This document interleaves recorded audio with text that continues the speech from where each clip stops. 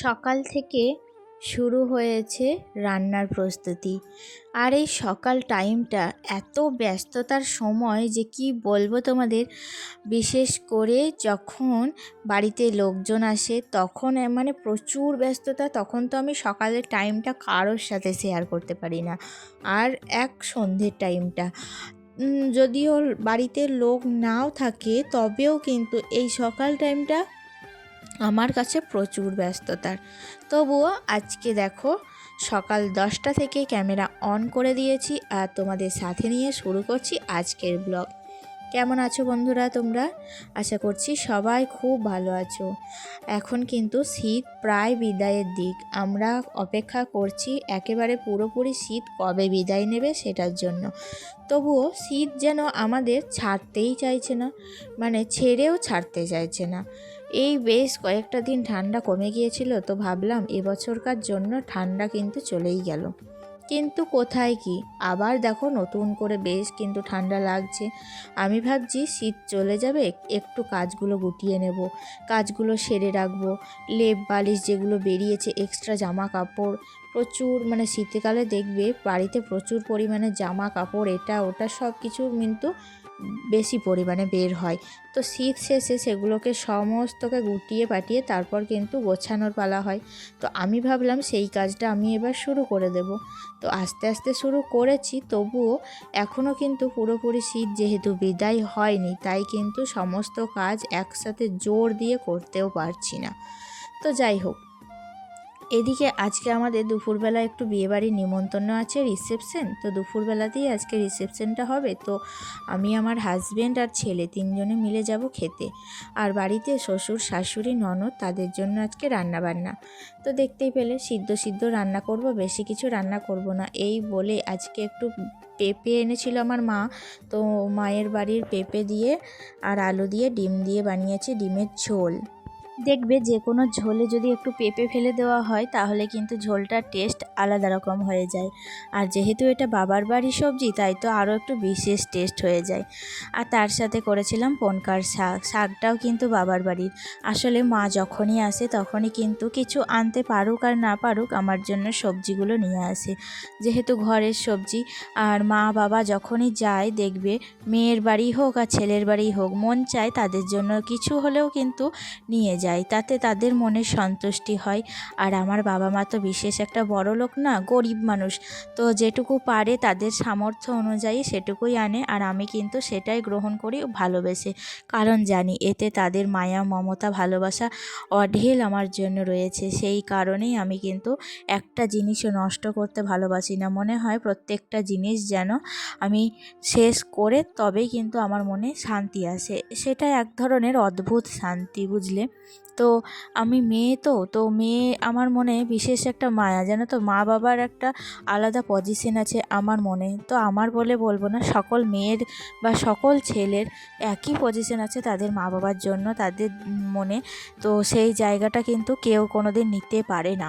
তো আমি কিন্তু সেই জায়গা থেকেই মা বাবার দেওয়া জিনিস এত ভালো, মানে ভালোভাবে যত্ন করে মাথায় তুলে রাখতে পছন্দ করি, আর মন থেকেও কিন্তু অনেকখানি শান্তি পাই। তো রান্নাবান্না তো কমপ্লিট হয়ে গিয়েছে, আর এখন দেখো বিছানাটাকে একটু ঝেড়ে পরিষ্কার করে নেব। তারপরে আবার স্নান টান করে রেডি হব, কারণ আমার হাজব্যান্ডে আবার তাড়াতাড়ি করে কিন্তু স্নান কমপ্লিট হয়ে গিয়েছে। ছেলেকেও স্নান করে কমপ্লিট রেডি করে দিয়েছি, এখন শুধু আমার রেডি হওয়াটাই বাকি। তো দেখো স্নান টান সেরে আমি চলে এসেছি এখন একটু সাজুগুজু করতে।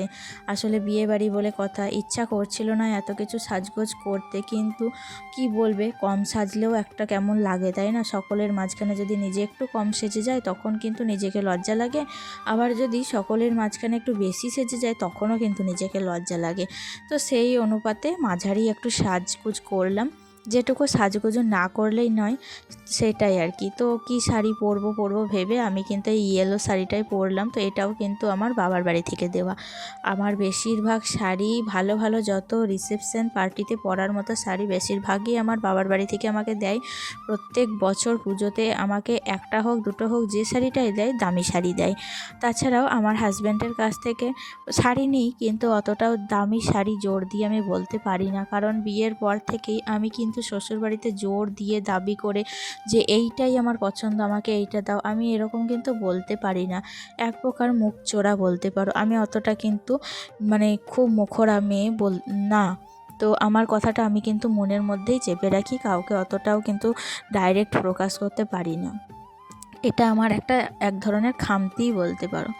তো যাই হোক, আগে তো মেকআপ করতাম না, এখন আস্তে আস্তে দেখছি যে সব যুগ চলে এসছে, ট্রেন্ডিং চলছে, তো আস্তে আস্তে মেকআপ করাও শিখছি। তো প্রায় অনেকটাই সাজাগোজা হয়ে গিয়েছে, কি আর সাজবো বলো। তো এখন শুধু লিপস্টিকটা পরে নিচ্ছি, আর যেটা মেয়েদের একমাত্র সাজ, একটু অলংকার আর তার সাথে সিঁদুর, এটাই হচ্ছে আমাদের সধবা মেয়েদের, কিন্তু বাঙালিদের প্রকৃত সাজ যেটা বলে। আগে জানো তো আমি কিন্তু এতটাও সাজতাম না, তারপর আস্তে আস্তে আমার যত মেকআপ কিট, যত সাজ সরঞ্জাম সব কিন্তু আমার মায়ের দেওয়া। এবছর পুজোতে মা আমাকে যত রকমের মেকআপ কিট হয় প্রায় ভাগটাই কিন্তু বেশিরভাগটাই মা কিনে দিয়েছে। আর এমনিতেও আমার যত শখ আহ্লাদ সব কিছুই কিন্তু মারাই পূরণ করে। তো আমি যখনই বাবার বাড়ি যাই তখনই কিন্তু ওখানে থেকে আমার মেকআপ কিট বলো, আমার সাজ সরঞ্জাম, কসমেটিক্স বেশিরভাগই ওখান থেকেই কিনে নিয়ে আসি। আসলে ওখানে যাই, নিজের মতো করে চয়েস করি, নিজের মতো করে কেনাকাটা করি, তো সেইটা একটা স্বাধীনতা ওখানে কিন্তু আলাদা রকম। তো যাই হোক, এখন দেখো আমার যে সোনার চোকারটা ছিল, তো সেই চোকারটা আর তার সেটেরই কিন্তু কানের সেটটা পরে নিয়েছি, আর হাতে একটা করে বালা। তো যাই হোক, এই হলো সাজ। আর এখন কিন্তু সিঁদুরটা এখনও পরিনি, সিঁদুরটা পরে নিলেই আমার সাজ কমপ্লিট। ওদিকে আমার হাজব্যান্ড তো রেডি হয়ে গিয়েছে, আর আমার ছেলেও কিন্তু রেডি হয়ে আছে। তো ছেলে তো বারবার করে যাওয়ার জন্য মানে খুবই এক্সাইটেড, মানে কোথাও যেতে পারলে, ভোজ খেতে যেতে এখন একটু বড় হয়েছে, শিখেছে, তাই খুব ওর আনন্দ। তো যাই হোক, আমরা তো ভোজ টোজ খেয়ে চলে এসেছিলাম। ওখানে গিয়ে আর কোনো রকম ক্যামেরাই করতে পারিনি। ভেবেছিলাম ক্যামেরা করব, কিন্তু এত ভিড়, মানে খাওয়ার প্যান্ডেলে এত যে ভিড়, ওখানে লাইন দিয়ে খেতে হয়েছিল। তো আমার হাজব্যান্ড তো মানে সিট বুকিং করে বলে কবেই কিন্তু সিট পেয়েছিল, নইলে কিন্তু আজকে আর খাওয়া হতো না। তো আমরা তো ভাবলাম একবার যে বউ বা নতুন বউ নতুন বরকে দেখে আমরা কিন্তু আবার বাড়ি চলে আসবো, তো বাড়িতে এসেই খাওয়া দাওয়া করব। তো দেখলাম যে তারপরে ভাবলাম ছেলেটা আশা করে এসেছে, না খেলে ওর মনটা কেমন ছোট হয়ে যাচ্ছে, তাই ভাবলাম যে যাই হোক একটু কষ্ট করে হলেও কিন্তু খাওয়া দাওয়া করব। শুনছি নাকি প্রথম দিকে ব্যাচটা খালি ছিল, কিন্তু লাস্টের দিকে যে এতটা ভিড় হবে বুঝতেই পারিনি। আসলে ছোট জায়গার মধ্যে হয়েছিল, তার উপরে একটা গেট হয়েছিল, তো সেই কারণেই কিন্তু এতটা সমস্যা।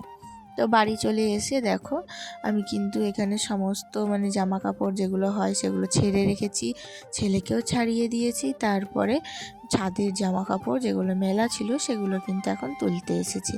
তো সমস্ত জামা কাপড় তুলে রেখে দিলাম। আর তারপরে কি বলতো, যেসব গাছগুলো আমি রিপোর্টিং করেছিলাম সেই গাছগুলো না অনেক দিন হয়ে গেল ছায়াযুক্ত স্থানে আছে, তো সেগুলোকে কিন্তু আমি টেনে রোদে নিয়ে এলাম, রোদের জায়গায়, যে জায়গায় রোদ পায়। কিন্তু এত ভারী টবগুলো যে আমি তো তুলে আনতে পারছিলাম না, তাই ওরকমভাবে টানতে টানতে নিয়ে আসছিলাম। তো যাই হোক, এখন রোদের জায়গায় রেখে দিয়েছি, কাল সকাল হলে কিন্তু রোদ পাবে।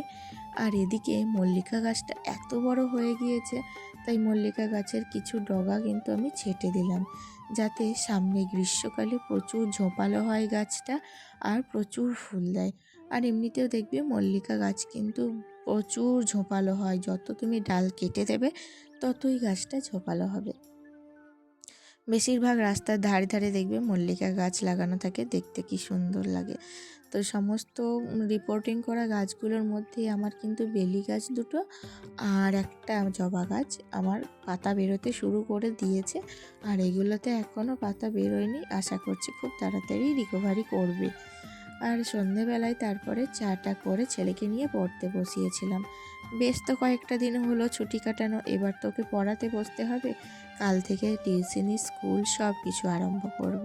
তো ছেলে দেখো কি সুন্দর নিজের মনে পড়তে বসেছে, আমি তো বিছানাটাও করে দিয়েছি, তো বিছানার মধ্যেই কিন্তু ও পড়তে বসেছে। আসলে সন্ধ্যের দিকে বেশ ঠান্ডা লাগছিল, তো সেই কারণে বিছানার মধ্যেই পড়তে বসিয়েছি। আর পড়া শেষ করার পর ওকে খাইয়ে তারপরে ঘুম পাড়িয়ে দেব। তো এই হলো আজকের আমার সারা দিনের রুটিন, সকাল থেকে কিভাবে কাটালাম। জানি বেশি কাজ তোমাদের সাথে শেয়ার করতে পারিনি, যেটুকু পারলাম সেটুকুই তোমাদের সাথে শেয়ার করলাম বন্ধুরা। এখনও কিন্তু আমার মুখ থেকে খুব একটা মেকআপ ওঠেনি, আস্তে আস্তে উঠিয়ে দেব। তো চলো তাহলে বন্ধুরা, আজকের মতো ভিডিওটি এখানেই শেষ করছি। দেখা হচ্ছে নেক্সট ব্লগে। ভালো থেকো, সুস্থ থেকো সবাই। আমার ভিডিওটি কেমন লাগলো কমেন্টে জানিও। টাটা।